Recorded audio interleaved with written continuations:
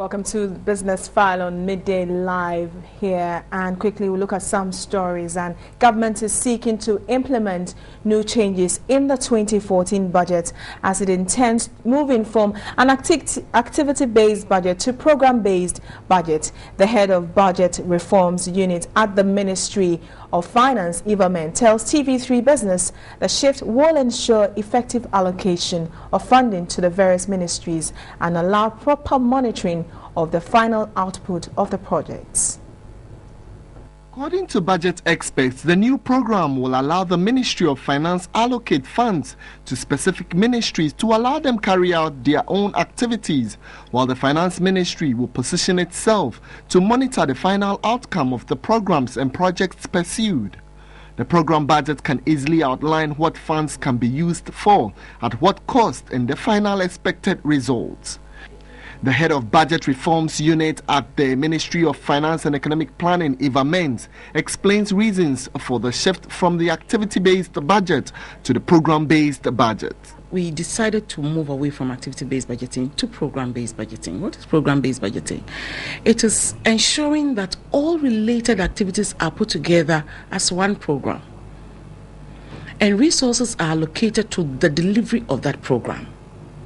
So budget is no longer going to be focused on activities, but on the services that that program is seeking to deliver and the improvement in those services that the ministry is delivering.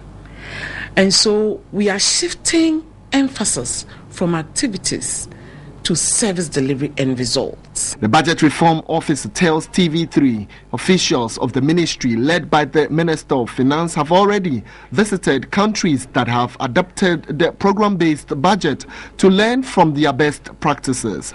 She adds Ghana should have been on such a budget platform already. For the first time, we are introducing performance management information in the budget. Hitherto, if you go through our budget statement, you will find that MDAs report on the activities that they have undertaken, that they've had workshops, that they have traveled, that they have training, that they have bought vehicles, that they have expanded hospital facilities. We are no longer saying expand facilities. We want to know how many people will benefit from the facilities you are expanding. The Ministry of Finance is already engaging all budget experts on how to successfully effect the changes in the 2014 budget. And our business news anchor, Kweku Timing, is at the Bank of Ghana attending the Monetary Policy Committee meeting. Kweku, good afternoon. Good afternoon, and tell us. To be joining you this afternoon. All right. Tell us, has the prime rate been maintained at 16 or has it gone up? Okay, currently the prime rate has been maintained at 16%, and several reasons were given. Now, you know that prime rate is the figure at which banks would see to their lending rates and push up their lending rates, so that measure that will help the banking institutions give out money. Now, several factors were given as reasons for which they are deciding to maintain it at the current rate of 16%. Now, the risk to inflation, if you are giving out money to businesses and you decide to inch it up a little bit, of course, they would pass on cost to the consumer. So for most people, for the Bank of Ghana, they decided that, look, when we maintain it at 16%, at least it would smoothen or maintain the level at which banks are currently giving money out. Of course, don't you forget that there's the uncertainty of utility tariffs coming up now. For some time now, most of the utility companies have been pushing for an increase in tariffs, and which is being discussed. It's on the table being discussed already, as if it's not been pushed up already. So all these things have factors that it could add on to inflation, and for the Bank of Ghana, adding on or pushing on the lending rate would eventually create some level of inconveniences. Now, quite recently also, we have the issue of transport come in. You remember very well that transport fares were increased by about 20%, and these are all factors that could easily threaten inflation one way or the other, because that market woman who is going to Abosu Okai or Latabi Okoshi would definitely want to add on something small, and definitely if we are pricing costs, then at the end of the day it would come back to the consumer. But of course, Dr.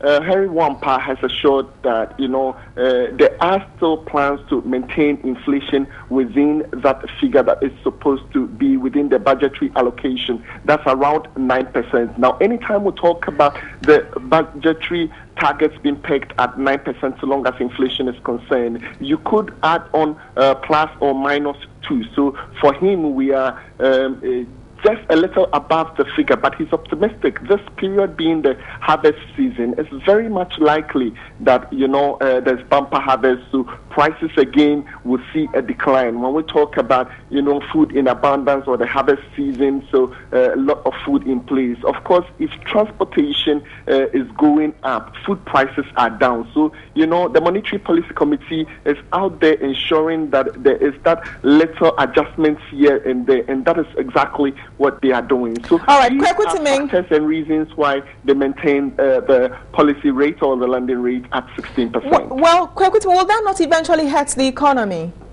No, as of now, you can just say that it will just let the economy remain as it is. It's not gone up, neither has it gone down. So what we are experiencing now is what we might maintain or keep it up to. And those are because of some of the mechanisms that they thought, that's the central bank thought, that look, when we maintain it at this position, at least, if not for anything, things would be maintained. In case it is deciding to inch up, at least at this figure, activities or pricing would be maintained, or banks giving out monies to banks or banks giving out monies to consumers, the rate at which they would put an interest rate on would be maintained. So obviously, you cannot read into it that it would definitely affect the economy in any negative way or in any positive way. Thank you very much, Kwekuti. Thank you very much, Kwekuti. And that was my colleague Kwekuti there reporting that indeed the prime rate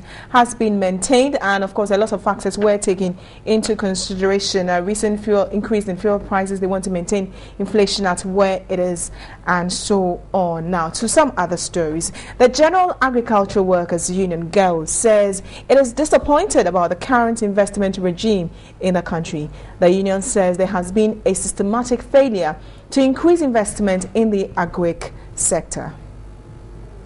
Current figures from the Ministry of Food and Agriculture indicate the services sector recorded 49.3% GDP growth in 2012. The agriculture sector also recorded 24.6% GDP growth, while industry growth was pegged at 24.7%. Consistently, fortunes in the agri sector is declining despite interventions by government. We need an agenda that is seeking to first and foremost develop agriculture and industry, for that matter production, so that production can be linked together using various economic instruments and tools. Again, we need a trade policy, an investment policy that is supportive of the kind of and financial policy that is supportive of a development, or rather a production-oriented development agenda. The union cited over-reliance on the services sector as a major problem undermining growth. They sometimes presented as though it's a positive thing that the services sector is contributing so much to GDP, when in fact the kind of services that are increasing in their contribution to GDP are not the high-value services like banking and insurance and ITC. It's rather low-value services like chop bars, beauty salons, small-scale restaurants, barbering shops, buying and selling. The whole of Accra has now become one big makola. That is a burgeoning services sector. The union proposed an elaborate policy direction to attract and increase investment. GAU used the platform to debunk suggestions that workers in the public sector were being overpaid. I completely disagree. You have to be a worker.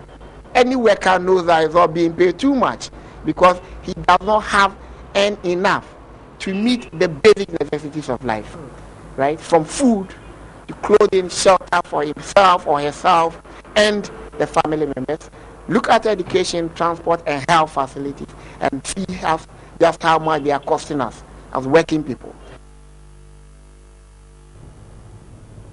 That's it for the business segment on Midday Live.